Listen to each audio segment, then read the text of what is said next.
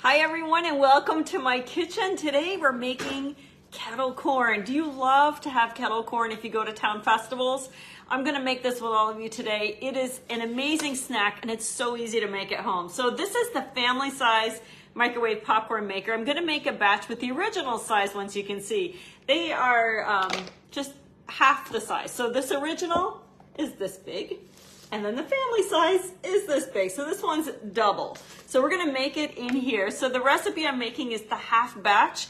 And if you're not into using the microwave for your popcorn, you can also make this in your electric pop and stir, which is a great option too. So with kettle corn, you're gonna use a blend of sugar and your fat. So coconut oil can stand a higher fat content, or excuse me, has a higher burn ratio than butter. So you definitely want to use coconut oil.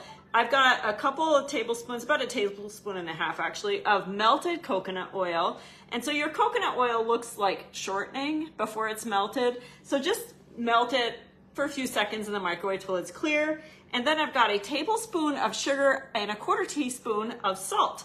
So you mix it all up with your corn kernels. So the little cup that tucks into your lid is your measuring cap for your kernels. So you want to make sure that your kernels are fresh and they haven't been in your pantry for like 10 years. You know, it happens sometimes.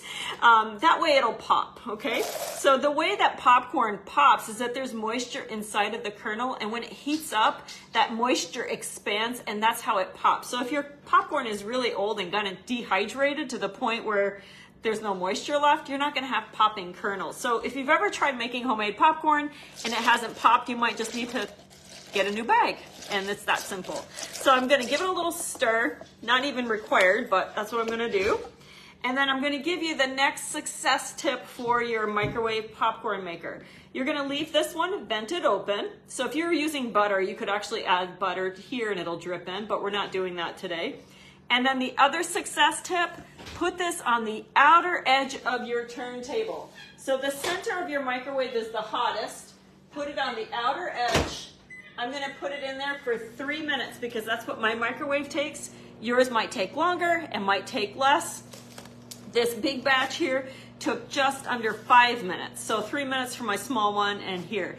So you listen for that pause between pops of about 5 to 8 seconds. When that starts to happen, take note of it, and that's how long it'll take for your microwave each time. So let your popcorn sit for just a little bit. Your bowl is gonna be hot. So I usually just grab a towel when I pull it out of the microwave and let it sit for a little bit. It will crisp up and it'll be just like when you go to those festivals and fairs and you buy kettle corn. You can make it yourself. It's so inexpensive to make and it is amazing. So, are you gonna try it? I'm not gonna do this, but I could eat this for dinner. I bet some of you have too.